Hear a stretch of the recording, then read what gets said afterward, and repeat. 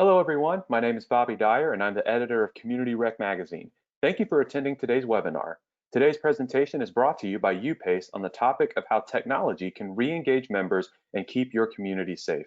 Today's presenter is Rachel Koretsky, the founder and CEO of Upace. If anyone in the audience has any questions, please submit them through the GoToWebinar control panel, and we'll get to as many as we can after the presentation. Rachel, you have the floor. Amazing. Thank you so much, Bobby and Community Rec Magazine. I appreciate your time and having us do a webinar today on how technology can re-engage members and keep your community safe. I want to make sure that this is an informative and helpful webinar today. So if you have any questions throughout, I ask Bobby to monitor the chat of questions. Feel free to interrupt me as I kind of go along the presentation, as I want to make sure I answer any of your questions throughout, as well as we'll leave time at the end, about 15 to 20 minutes for any questions there. I want to help ensure that you're leaving this webinar with concrete tools and tips on how technology can help you re-engage your members, as well as ideas on how you're able to keep your community safe or safer during these times of COVID. I hope everyone is staying well and healthy, especially during this real time of the world where we're in right now. So a quick agenda of what we're going to be going on today. I'm going to share a little bit about who we are and why we're speaking to you today, talk through the influence of COVID-19 and kind of where we see the industry as a whole at. We're going to go through 5 steps of technology, as well as for engagement, as well as safety, and then leave time at the end for those questions. But again, feel free to put in your questions right from the GoToMeeting agenda panel, where you can put in any questions there. So first, who am I? My name is Rachel Koretsky. I am the founder and CEO of Upace. For the past 6 years, we've been building out technology for fitness and community recreation centers on how do you best manage as well as engage your members to ensure you have membership retention, as well as attracting new members to your community rec centers. Over the course of the pandemic, we have helped over 30 community rec centers reopen, and we've been blown away, as well as so proud of the creativity and the resiliency that we've seen across of the industry. And what I'm going to share with you is what we've learned over the course of the last 6 months, what some of our clients have been doing, what we've seen the industry been doing, as I want to help make sure that you have those tips and tricks and that toolkit that you're able to leverage that internally for your organization. So a couple of the community rec centers that we support across the gamut, we have Jewish community centers, Jewish Federation, parks and recreation, universities, colleges, YMCAs, as well as some more like high school-based academic programming.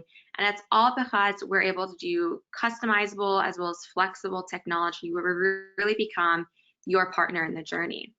So what we've seen before COVID-19 is that the average person will spend on their smartphones in excess of 4 hours a day.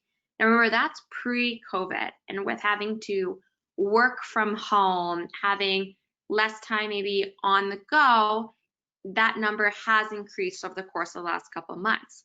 But we've also seen people who weren't necessarily adapted to technology are becoming more able to access technology, or recognizing the need.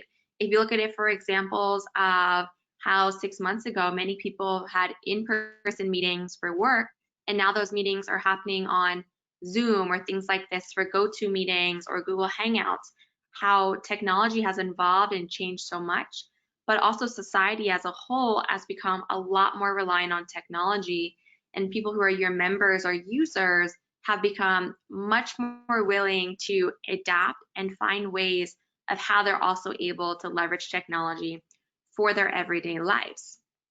With this said, it's all about how can you use technology in your organizations to not only keep your community safe with reopening and bringing in more members into it, as you're looking through a period where regulations are getting a little bit less, where you're able to offer more programming, but how do you make sure that you're continuing to meet members where they're at for that continued engagement?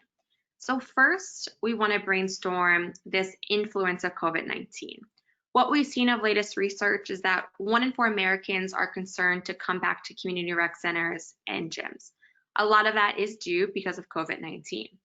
There's concerns of respiratory droplets and the need for wearing masks where you go, of having that 6 feet apart, and however some researchers say the need for 12 feet apart in a workout environment when you're breathing heavy. You have new rules and regulations that's different by county, state, country that you have to follow, that it's hard for the member to also follow those rules and regulations of what's going on. And then a lot new technology has become available to access at-home workouts, like you've seen with Peloton bikes and having their programs to do an at-home spin class or yoga workout or HIIT program. And that's really what we've seen over the course of the last couple months. And now it's a time where we are able to reopen, we are coming back together slowly as a group, is overcoming this fear of COVID-19. And the ways that we've seen of how to do this is first, have a plan. So having a plan is always easy to say, hard to execute, especially when it comes to technology. And that's what we're going to go through, is what these plans should have when we go through the 5 steps later on in the presentation. We're also going to talk about the importance of communication with members on how you are keeping them safe and what your expectations that they should expect of you, but what also you expect of them. And this communication could be in forms of your website, your emails, social media accounts, or also what your staff is communicating to those members. Employee expectations for safety of the whole community. Make sure with everything and what your plan is to use technology, that employees are on board and employees are going to follow that, especially when it comes down to things like tracking as well as cleaning schedules. And the more employees feel safe in the workplace, they will communicate that safety out to their members, their friends, and family, and that word of mouth can help spread, which could help as well as hurt you if they don't feel safe in the workplace. And lastly, the most important thing is to meet members where they're at. Like you might see in your individual lives that you might have a friend who is not willing to go out to eat at a restaurant. And then you have another friend who's willing to eat only outdoors at a restaurant. And then another family member who maybe is willing to eat inside of a restaurant. So just like that you're adapting with your friendships or your family, how every person has their own comfort level. That's also important to do when we're talking about the overcoming of the fear to have members coming back to your facility, is understanding every member is at a different spot with their comfort levels of COVID and what they're willing to do, and meeting each one where they're at, figuring out what those silos are and how you could support members that are in which particular stage. So one of the things to set the stage for our 5 tips and tricks is, what do you look for in technology? And here's one of the things that we want to highlight. Reservation software. This helps you create a plan that you're able to then track attendance and usage of the facility as a whole. You want to be able to easily alert members of updates, changes, as well as promotions. You want to have the ability to offer both virtual and live programming, so that way you're able to help members in person, but also when they're still at home. And being able to easily adapt the technology for any type of new membership requirements. As we talked about meeting members where you are, you want the technology to help you meet members where they are. So think through these 4 things as we're going through the rest of the presentation, as you're thinking about how you're able to keep your community safer. So the first thing is, here are the 5 steps on how to use technology for both engagement and safety. Step 1 is tracking and planning facility usage.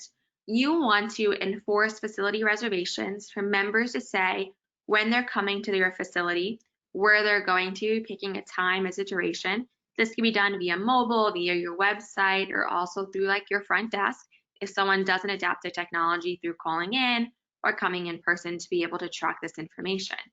This helps you plan times to expect when members will be coming into the facility as well as leaving, and offering times, specific times for age groups. Let's say if you have a senior hour every Thursday morning, by tracking and planning facility usage, again, you can meet members where there are different ones if you want to do age-based or specific-based program.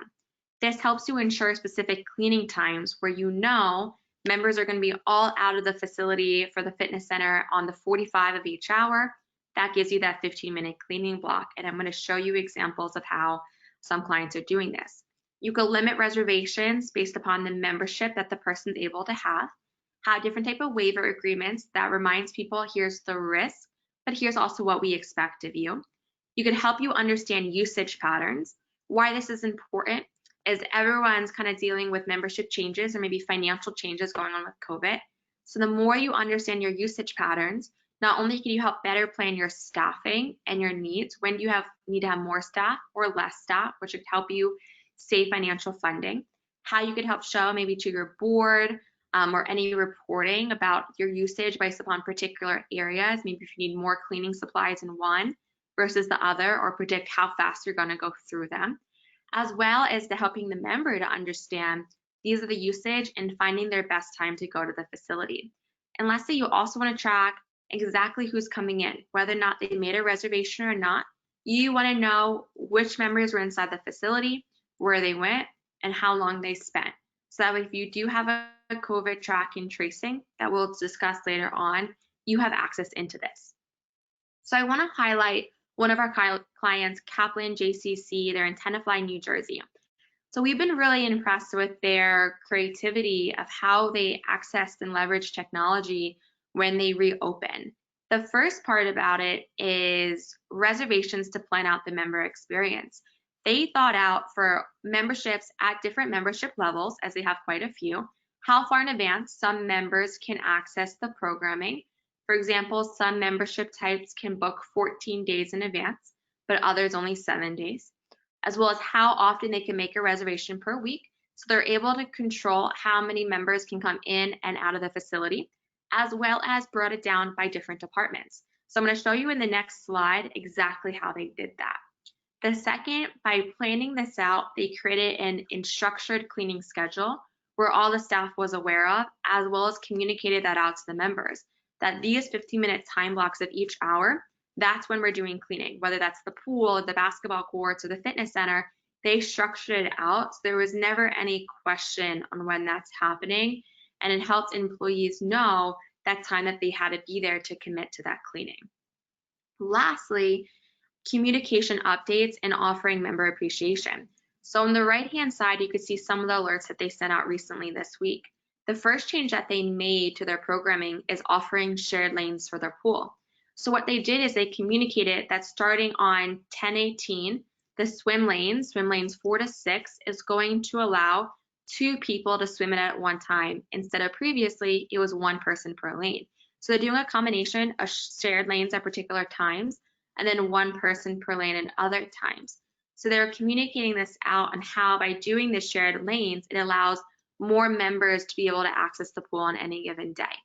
They also showed member appreciation of understanding how every family, whether it's a family membership or an individual membership coming in, they're asking themselves the question, do I want to return? Do I want to have this as a monthly cost in addition to any other costs they have? And that's something that could be a hard decision for some who might have lost their jobs or been furloughed because of COVID. So they're showing this member appreciation. For example, is actually today doing a 5-minute free chair massage for any members who signed up, with a 5-minute cleaning break in between each time. So they're showing members how they appreciate them for coming back, trusting in them of their processes and their plans, and also thanking them for their due diligence of helping keep the community safe. When the first part we talked about is planning out the membership experience. So I want to highlight how they've done their structured reservation times. So for example, again, they did it by different departments. So their department of track, their reservations only start on the 15th. Their wellness center only starts on the 45th, and then their pool only starts on the half hour. So at first kind of glance, looking at it, it says, okay, member sees different options of times. And when we ask them why did you set it up like this? And one of the reasons, because they're thinking about the front desk experience of members coming in. They don't want to rush a members at one time coming in for the track, the wellness center, and the pool at one given time, which could end up being, tens of members coming together at once. They don't want to overwhelm that front desk, and they want to prevent people from gathering together, and as well as keeping that front desk person's staff that they're able to help enforce that 6 feet apart between each member coming in to check in with their barcode and check in for their reservation. So by doing this, they give themselves 15-minute windows where people are coming in, and also it gives people's exit times a different. So people have to use the locker rooms. It all has that 15-minute breaks in between folks to help with that structure of the times, as well as it ensures those cleaning times to be a little bit different. So if it's any of the staff needed for cleaning, they're able to go from one space of a 15-minute cleaning to that next space for the next 15, to the next space at the next 15-minute cleaning. So by doing this by departments, they made it easy for each department to know all my reservations always start on the 45 or they start on the 15, as well as for the cleaning crew to come in as well and that staff to understand those particular times. They've seen this to be extremely beneficial with keeping their community safe with this. Our second step of how important technology can be with COVID-19 tracing. It is our responsibility to not only keep members safe while they're inside of the community rec center, but after the usage of the facility. And what I mean by that is we need to make sure that we're tracking and knowing if any of our members after use of the facility do or have came in contact with COVID, if we have to tell our other members who are near that person. Ways that we're able to do this is also creating new community standards as a whole. That is not only the responsibility of the community rec center, but it's a responsibility of the community who are members and users of the community rec center. So the first part that we've seen is reminding members upon each booking of the reservation or coming in to only come if they don't have symptoms, and to ensure that this reminder of what those symptoms can be is having that each time to know, don't come if you have symptoms of the flu, a fever, for example. It is also a responsibility if anyone doesn't use technology to manually track any walk-ins who are coming in, and then easily accessing any reporting of who was in a particular area, whether that's a class, a pool, your tennis courts, in case you do get a COVID case, and that we have to make sure that we do tell those people that were near someone who might have tested positive for COVID that they were in that same group exercise class, just say it was Zumba 11 a.m. on Tuesday, that we send that email or phone call to those members so they know they could take their next best steps of quarantining, not coming back into the facility until they were tested, or that they know they don't have any symptoms to infect anyone else. So we need to be thinking not just about reminding members, but also what happens if we do get that COVID case. What we've seen of resiliency from FSU Campus REC, they're a college in Florida out in Tallahassee, of really creating a stronger community and utilizing what's going on in the world with COVID-19 as a way to bring the community of staff, alumni, as well as faculty together. So for one example, whenever someone makes a reservation to come to their facilities, they have a pop-up that's they call it access requirements. They remind people that they have to wear a mask, bring a water bottle, do their daily wellness checks. And this is a way that they're able to help encourage and remind people, here's our rules and here's what we expect of you. And they do this each time they make that person accept it. If they click deny, they're not able to access and utilize it. So it helps with accountability of each person and reminding him everyone is a part of the journey to keep each other safe. The second piece, and I'll show it on the next slide, is using social media to showcase how users and staff are following their guidelines. You don't necessarily want to have members who are not, that are still leveraging it. And you want to encourage members who maybe aren't at that place where they're ready to come back. So the more that you could showcase how you are keeping this safe, what current members are doing, what are your processes and policies in place, and that you're communicating it out, can help people feel more of that comfort level.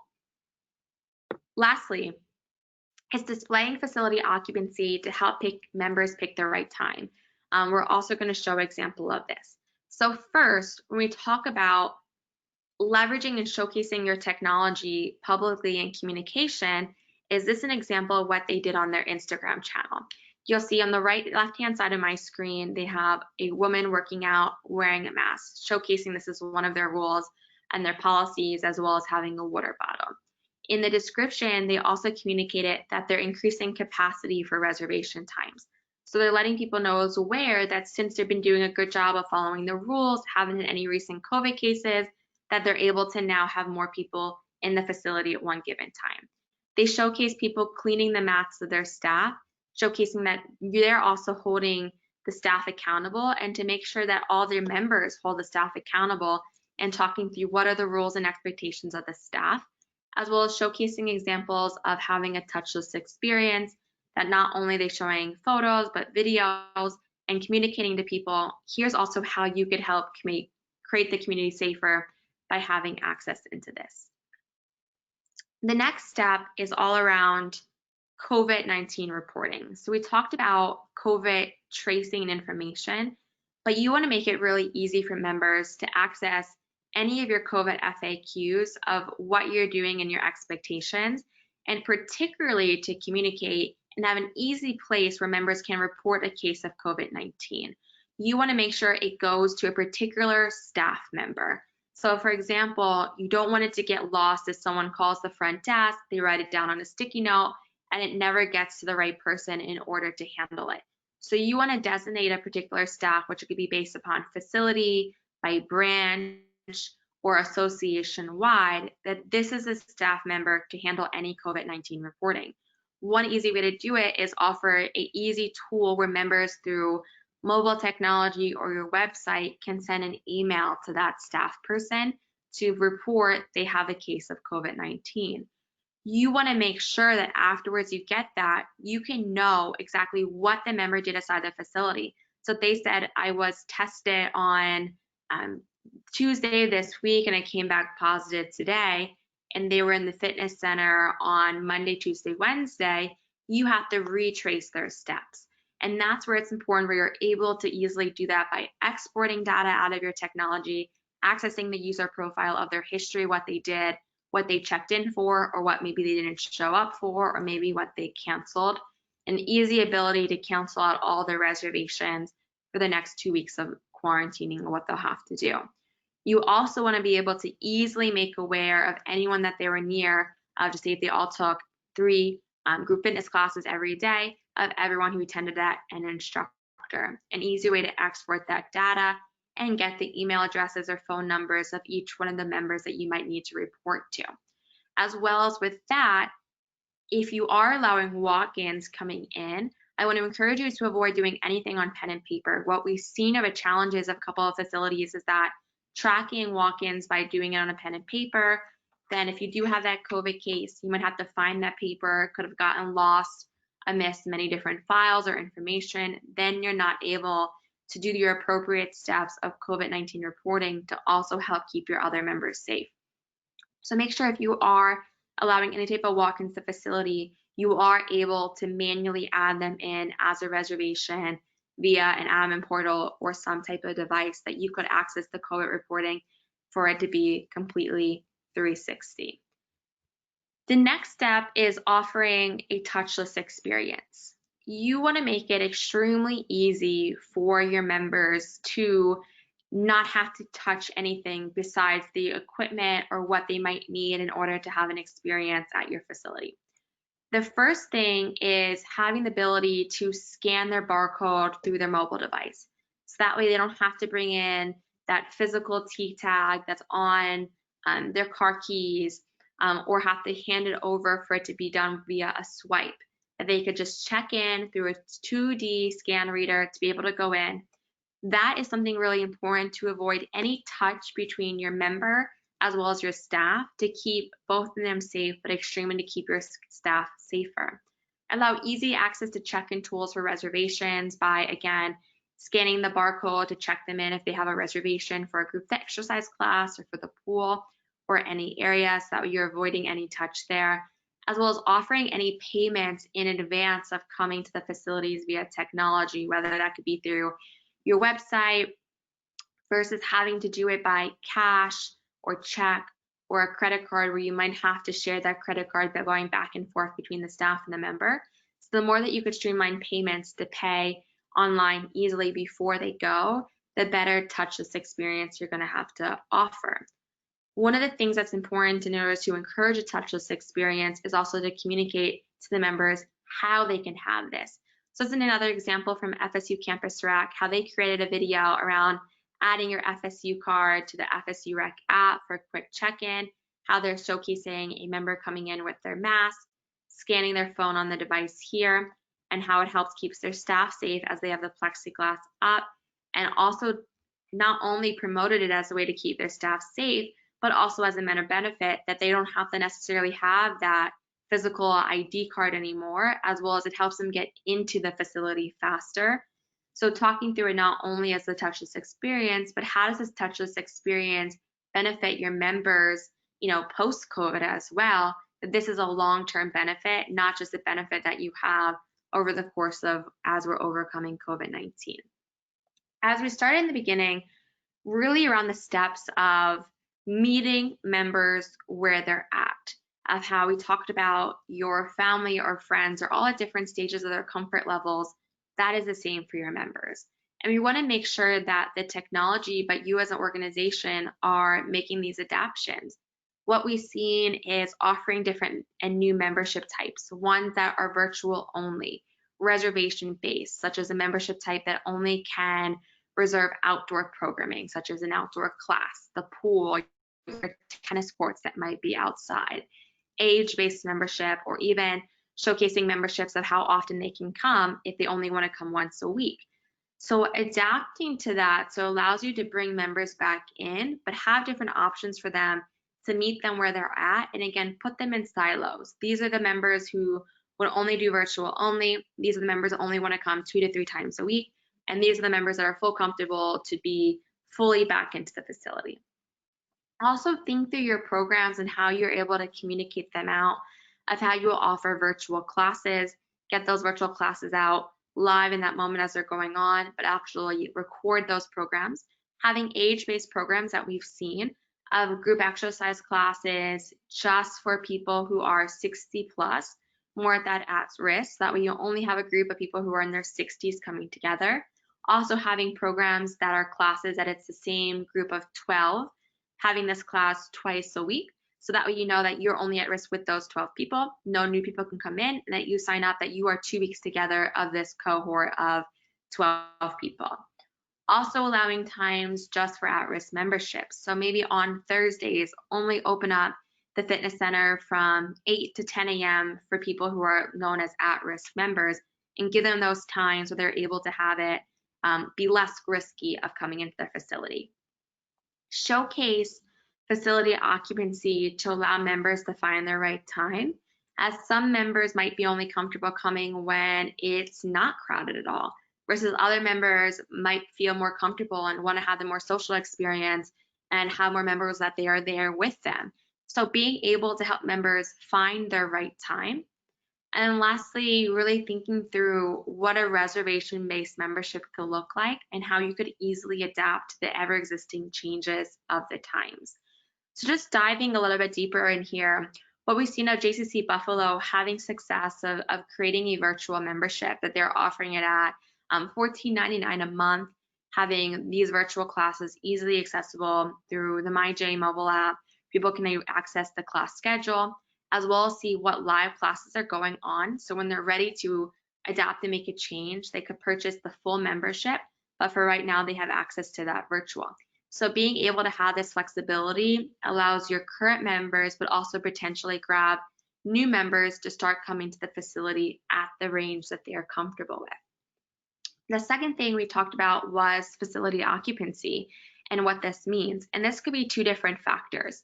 The first factor could be along with reservations, that when you're looking if you want to come to the wellness center of the different times that are available for that day, how many total people are going to be there. So you could also display publicly that there are 12 out of 12 spots remaining, meaning if you make that reservation, you're going to be the only one there. Or you could see there's 1 out of 12 spots remaining, meaning there's going to be a total of 12 people there around me. So you're allowing the members to become in control over their experience coming into the community rec center again. And that's something as important, as a lot of people feel a loss of control because of COVID-19, and it's hard to necessarily protect yourself in a certain factor when you're coming into a group of people, but it allows people to figure out what is their comfort level and find that within your community rec center if you show this information publicly. You also can show your actual occupancy numbers in real time. So if you wanted to show publicly how many people are on your indoor track, your pool, or your basketball courts at one time, you could show it's 33% full. 50% full, and we have clients doing that are allowing more of the walk-in. So it allows the person to maybe see, okay, right now it's only 5%. I'm gonna put on my gym shoes and I'm gonna go run there, grab the car and go there real fast because I see it's at the level I'm comfortable with. So having that flexibility and allow members to visually see and understand it. And even if you don't want to make this information publicly, it's something that you could communicate with your staff. So if any members come in or you do have members that are at risk, your front desk staff could also communicate to them, well, maybe 7:45 is a good time because there's only going to be 2 other people in the wellness center. So you want to help empower the member based upon their comfort levels there. Another thing we talked about, especially at the beginning when you might be competing with all these new at-home workout programs that popped up, let's say, for example, Peloton. If you're offering these virtual classes, the benefit of being able to do it is that your members have a connection with your instructors. They have a connection with the people that are also going to the class as they want that community. With a lot of these just virtual programs, they lack that aspect where you just see a name on the screen or you never see those people again since the volume is there. But one thing that you have is unique is that these are your instructors that people are familiar with, that they also could eventually go back into live classes. So what we're going to recommend is that if you're doing these virtual classes, to record them and then to post them out via YouTube or Wistia or any of these platforms to offer these classes accessible on demand to your members to go back and watch it. Because it's important that you're able to still facilitate that relationship between the instructor and the member, because that's something that's going to be important to get them more willing to come back to the facility because they might want to be around that instructor again, or they might want to see their friends in the class again. So the more they're able to do the virtual and to recognize people in the classes once again, build up that community, because that's something really unique that only you can offer them, is truly having a community where they might make that friend or connect their child to someone else that's going on. Is we want to sell that community, but also give them access to things to do at home if they're not ready to necessarily come to in-person programming. So those are the 5 steps I wanted to go through, and we truly believe here at Upace how technology can help keep your members safer, as well as continue evolving as we're looking at the industry and the continuous changes to help you get to that next phase. So what I'm going to do is take a pause for a second and see if anyone has any questions.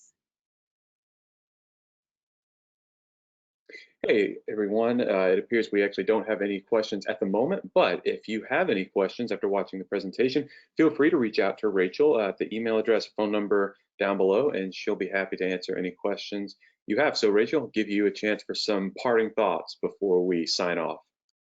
Well, thank you everyone for joining us and being with us today during the presentation. Thank you so much for the Campus Recreation team. We appreciate for you having us today and talking through and sharing our insights and knowledge. And we appreciate all that you do for the community of helping people connect, engage, and learn from one another. And thank you, Bobby, for helping us set it up. So again, thank you so much. I'm more than willing to help. If anyone has any questions, any ideas, things that you think also technology can be helpful for, please feel free to reach out to me at rachel@upaceapp.com or directly through our website at upaceapp.com. Thank you again so much for attending. I hope you found this presentation to be valuable and helpful as you are looking at the process of engaging and ensuring that you're keeping your community safe at the same time. So thank you again, and thank you for Bobby and the Campus Rec team.